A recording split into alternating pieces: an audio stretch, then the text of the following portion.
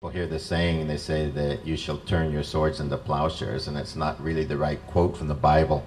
The Bible is you should pound the swords into plowshares, and you should beat your spears into pruning hooks. And the guy in the statue is just mammoth and huge and muscular and beating really hard on the sword to turn it into a plowshare. And that's how we have to feel about this movement, is that we're taking one energy and creating it into something else, and it's important, and it's not something passive we do. It's something we have to take on with the same sort of strength that we put into our farming and we put into the rest of our life. What's been hitting us, the global wars, the global warming has been hitting our industry more than any other industry. We're at the forefront of any climate changes, and we live it and breathe it. When it turns to 122 or 125 degrees in our fields, we know what that feels like. And someone said, oh, well, 120, that can't be a lot more different than 100. I said, nah. Trust me, 122 is as different from 100 degrees as 78 is.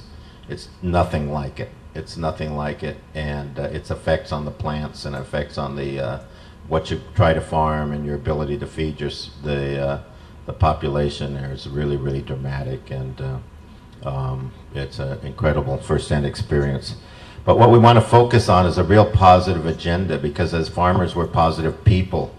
We get hit by everything. We get hit by every plague and everything to go wrong with the weather and every market problem and every labor problem, and we just sit there and get hit all day, and usually by the end of the day we go, oh, why am I doing this? And then there's something about waking up the next morning. We always wake up the next morning and go, hey, cool, the sun's coming up and I'm ready to do it again. And we're positive people, and I think that that's the nature of what this group is that we want to be, the world's tired of just the protest, the country is tired of the protest, and we got to get the word out that we have a positive agenda, and it has to do with revitalizing our rural communities, going backwards against this trend of the corporatization of agriculture, and supporting our family farms and supporting regional agriculture, because it uses 90% less fuel than when all the productions, when we had the big spinach scare about a year ago. I actually started that spinach program for the company, but 85% of all the spinach consumed in the United States was getting packed in one facility. And that's tremendously unhealthy, either in terms of our quality of our food, our security as a nation, and our economy and our culture. And so we need to go backwards on that and support local farmers, support regional agriculture, support the growing of our fuel on our farms, which a number of us are involved in doing. And none of that can we do unless we make room on our farms and reach out to the young men and women who are returning from Iraq and Afghanistan, and the military veterans returning back to our communities. The key to making this all happen is new young blood and people interested in taking up farming. So that's going to be a major part. As we go into the second half of the meeting, we're going to introduce a number of people who are involved in our newly formed Farmer Veteran Coalition. Farms.Arms, as you all know, is organized to be an anti-war farm group, but more focused on the positive things we can do.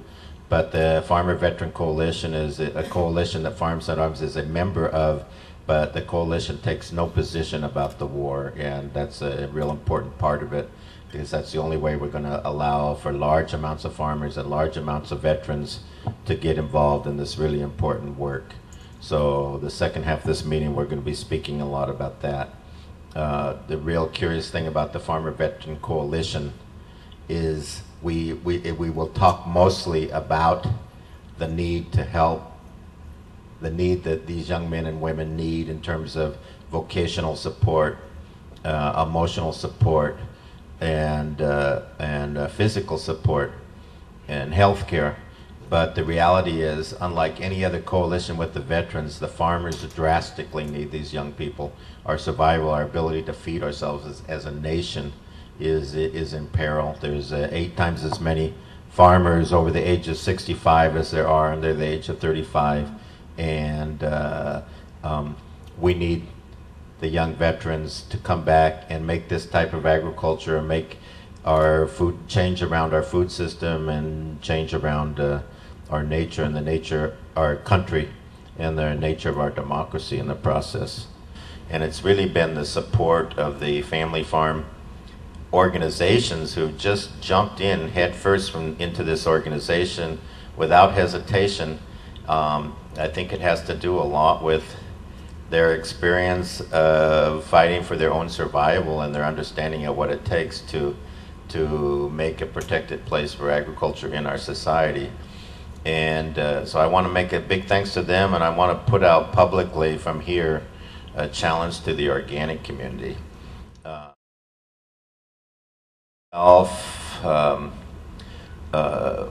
Will, Jim Cochran, who's not here, and a number of us in Farms Not Arms, and I think more than anything, I think the organic movement came out of the Vietnam War, and people came in as either veterans or anti-war activists, but they were people looking for a more peaceful alternative to a country that was divided and a country that was at war, and the majority of the organic farmers were first-generation farmers, farming as an alternative to the war.